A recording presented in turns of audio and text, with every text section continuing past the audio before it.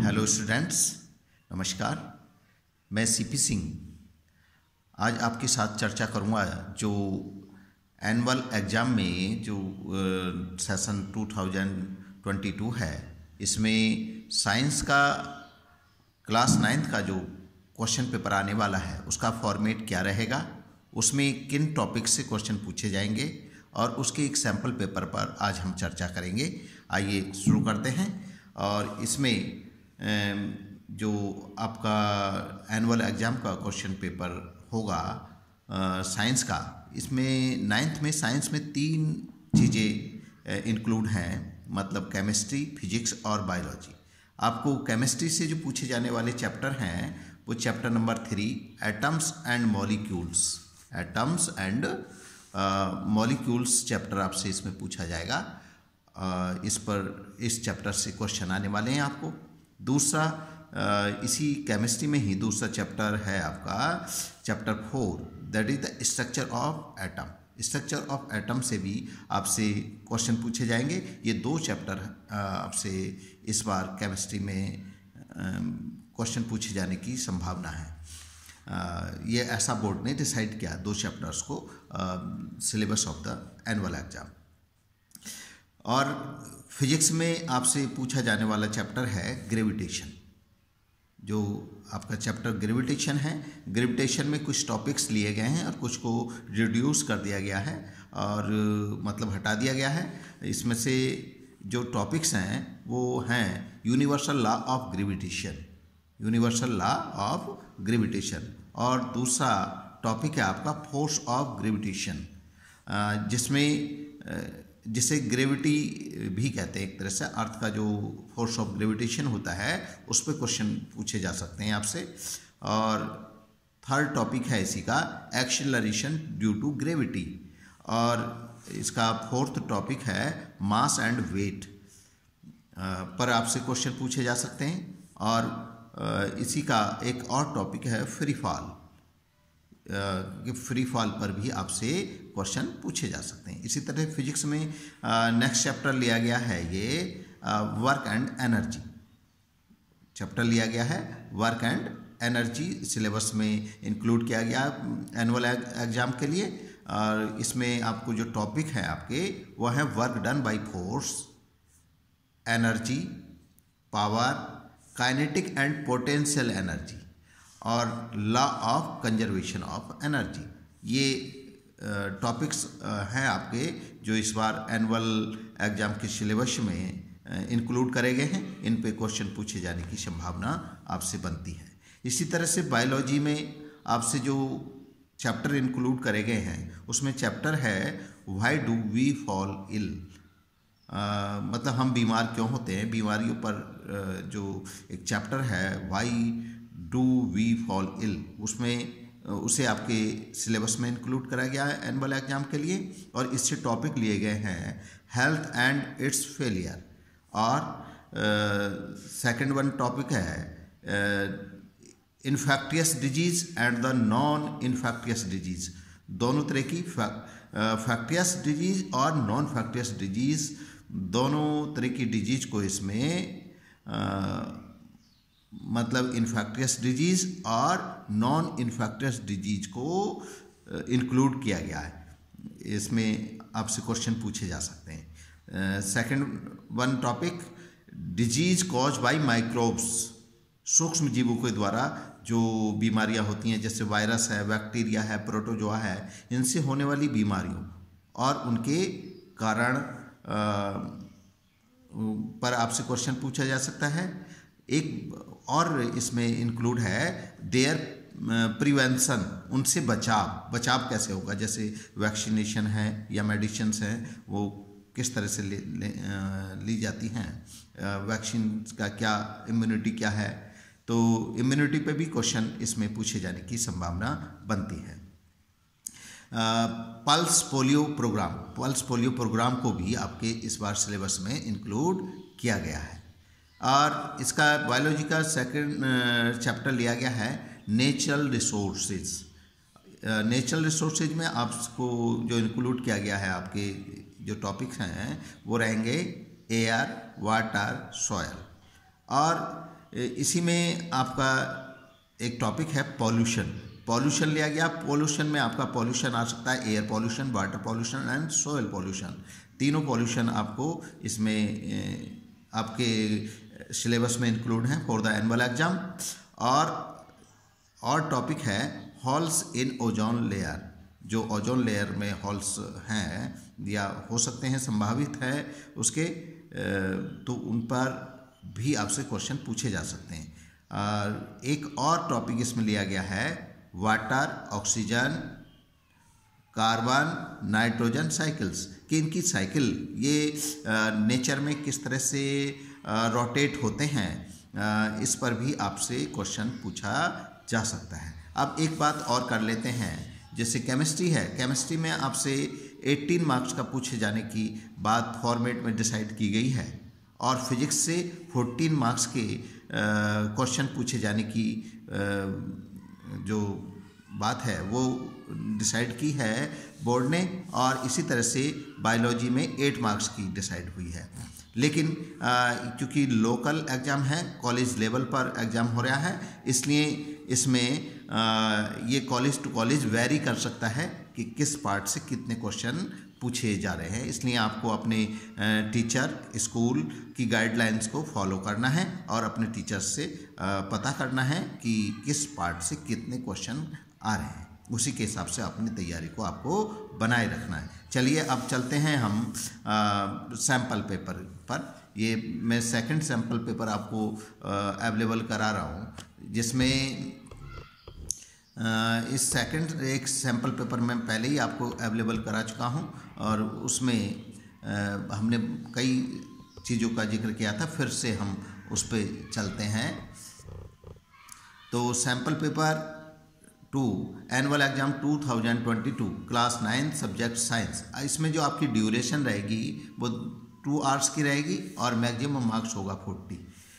जो इंस्ट्रक्शंस हैं वो इस तरह से हैं। There are 15 question in question paper. आपके क्वेश्चन पेपर में 15 क्वेश्चंस होंगे, और आपका जो सारे क्वेश्चन आपको कंपलसरी है। All questions are compulsory. Question paper divided into 3 part. आपका जो क्वेश्चन पेपर होगा वो 3 पार्ट्स में डिवाइड होगा, section A, section B and section C. Section A consist 7 questions. जो सेक्शन ए होगा उसमें 7 क्वेश्चन पूछे जाएंगे, ईच ऑफ 2 मार्क्स। 2 मार्क्स के आपसे 7 क्वेश्चन पूछे जाएंगे सेक्शन ए में। और इसी तरह से सेक्शन बी में जो क्वेश्चन होंगे, section B consist section B consist 6 question. जो सेक्शन बी है उसमें आपसे 6 क्वेश्चन पूछे जाएंगे, ईच ऑफ 3 मार्क्स, और हर एक क्वेश्चन 3 मार्क्स का होगा। इसी तरह से section C consist 2 question. Section C में आपसे 2 क्वेश्चंस पूछे जाएंगे, और वो जो क्वेश्चन होंगे वो दोनों क्वेश्चन केस बेस्ड होंगे। तो केस बेस्ड क्वेश्चन होंगे और ईच ऑफ 4 मार्क्स, उनमें से हर एक 4 मार्क्स का होगा। इस तरह से आपका ये इंस्ट्रक्शंस हो जाते हैं। अब हम बात करते हैं क्वेश्चंस की। सेक्शन ए में जो क्वेश्चंस हमने गैस किए हैं, जो एक तरह से हम मान के चल रहे हैं कि ये क्वेश्चन इंपॉर्टेंट हैं आपके लिए, और अगर आप इन्हें तैयारी करेंगे तो आपकी तैयारी में आपके अच्छे नंबर लाने में बहुत ही हेल्प मिलने वाली है इनसे। इसलिए सारा वीडियो देखें, और जो भी आपकी प्रॉब्लम्स हों उन्हें आप हमारे साथ डिस्कस कर सकते हैं, और आपको इससे आपके अच्छे नंबर लाने में हेल्प मिलेगी। जैसे क्वेश्चन नंबर फर्स्ट है, how many atoms are present in 1 mole of oxygen. इसमें क्वेश्चन नंबर 1 में पूछा गया है कि 1 मोल ऑक्सीजन में कितने एटम्स प्रेजेंट होते हैं। ये बहुत आसान क्वेश्चन है।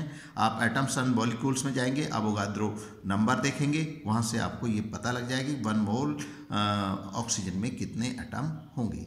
If you feel any problem you can ask. इसमें आपको पता ही है वैसे तो 6.022 × 10⁻23 atoms are present in 1 mole of oxygen. Right the cations and anions present in और ये सेकंड क्वेश्चन में आपसे पूछा गया है कि जो कंपाउंड का फॉर्मूला दिया गया NaCl और CH3COONA, इनमें जो दो पोर्शन होते हैं, अगर इसका आयनाइजेशन होगा तो जैसे Na और Cl अलग अलग आयंस बनेंगे, तो इनमें कैटायन कौन होगा और एनायन कौन सा होगा, ये आपको इसमें डिसाइड करना है, डिटरमाइन करना है और उसे अलग अलग लिख देना है। कैटायन Na और एनायन Cl, इस तरह से। इसी तरह से इसमें लिखना है CH3COONA में CH3COO जो होगा ये एनायन होगा और जो Na है ये कैटायन होगा। इस तरह से आप इसकी समझकर इनकी तैयारी करेंगे। और क्वेश्चन नंबर 3 में right down the names of compounds represented by following formula. जो ये फार्मूले दिए गए हैं तो इन फार्मूलों में आपको नाम बताना है किस कंपाउंड का फॉर्मूला है। CaCl2 का नाम आपको बताना है।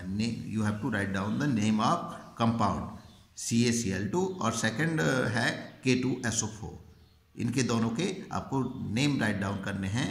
जैसे ये कैल्शियम क्लोराइड है, ये पोटेशियम सल्फेट है। इसी तरह से इसमें आपको और इंटरनल चॉइस मिली है। If atomic number of element is 3, किसी एलिमेंट का एटॉमिक नंबर 3 है, what will be valency of the element, तब इस एलिमेंट की आपको वैलेंसी डिसाइड करनी है कि वैलेंसी क्या होगी। अंडरस्टूड। आप बता सकते हैं। इसका पहले इलेक्ट्रॉनिक कॉन्फ़िगरेशन लिखेंगे। इसका इलेक्ट्रॉन कॉन्फ़िगरेशन होगा जैसे K है, L है, पहली सेल K और दूसरी L। K सेल में 2 इलेक्ट्रॉन्स होंगे और L सेल में 1 इलेक्ट्रॉन होगा। तो आप डिसाइड कर सकते हैं कि इसकी जो वैलेंसी होगी दैट इज द 1, वो 1 होगी, because you know that the electrons present in the last orbit are the valence electron. You can decide the valency from the valence electron. valence electron से आप valency decide कर सकते हैं। अब हम आते हैं क्वेश्चन नंबर 4 पर। क्वेश्चन नंबर 4 है what do you mean by acceleration due to gravity. इस क्वेश्चन का आपको आंसर देना है कि एक्सीलरेशन ड्यू टू ग्रेविटी क्या होता है, इसको आप बताएंगे और ये आपको मिल जाएगा आपको ग्रेविटेशन वाली चैप्टर में। अगर आपको कोई प्रॉब्लम आती है you can ask. Question number 5, can any object have mechanical energy even it's momentum is 0। अगर किसी ऑब्जेक्ट का मोमेंटम 0 है, क्या उसमें मैकेनिकल एनर्जी होती है या नहीं होती, इस पे आपको बताना है। होती है तो आपको एक्सप्लेन करना है क्या क्यों होती है। आप जानते हैं कि मैकेनिकल एनर्जी जो होती है उसमें 2 एनर्जी इंक्लूड होती हैं, kinetic energy and the potential energy. Kinetic energy and the potential energy both. इसमें क्यों, because the momentum is 0। Momentum 0 है, इसका मतलब ये हुआ कि उसकी वेलोसिटी 0 होगी और वेलोसिटी 0 होने से काइनेटिक एनर्जी 0 हो जाएगी।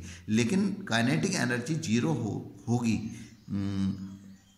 उसमें जो उसकी पोटेंशियल एनर्जी है वो उसके अंदर प्रोसेसेस होगी। काइनेटिक एनर्जी भले 0 हो जाए लेकिन पोटेंशियल एनर्जी होगी, क्योंकि sum of the potential energy and the kinetic energy is called mechanical energy. दोनों की एनर्जी को मिलाकर ही हम मैकेनिकल एनर्जी कहते हैं। आप इसमें क्वेश्चन को तैयार करेंगे और कोई प्रॉब्लम अगर समझने में आती है तो पूछेंगे। क्वेश्चन नंबर 6, व्हाट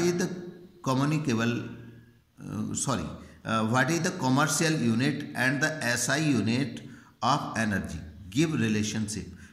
जो एनर्जी है उसकी कॉमर्शियल यूनिट बतानी है आपको और उसकी SI यूनिट बतानी है और दोनों में रिलेशनशिप बतानी है कि एनर्जी की कॉमर्शियल यूनिट में और SI यूनिट में क्या रिलेशन है, ये आपको डिसाइड करना है। डिटरमाइन करके आप उसे अपने क्वेश्चन में लिखेंगे। तो इस तरह से आपका आंसर हो जाएगा ये क्वेश्चन नंबर 6 का। तो इसमें आपको इंटरनल चॉइस भी है, एक न्यूमेरिकल गिवन है ये, a force of 20 newton displace a body through a distance of 1 metre. एक फोर्स है जो 20 न्यूटन का फोर्स है, वो एक बॉडी पर लगाया जाता है जिससे उसमें डिस्प्लेसमेंट होता है 1 मीटर का, और उसमें एंगल बनता है 60 degree from its oven direction. उसकी डायरेक्शन से, फोर्स की डायरेक्शन से डिस्प्लेसमेंट की डायरेक्शन है 60 डिग्री। तो कैलकुलेट द वर्क डन, तब आपको वर्क डन कैलकुलेट करना है। अंडरस्टूड? तो ये क्वेश्चन वर्क डन मतलब W equal FS cos theta.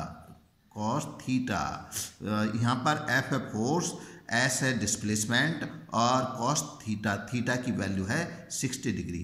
तो यहाँ आप इस फॉर्मूले का यूज करके वर्क डन फाइंड कर सकते हैं।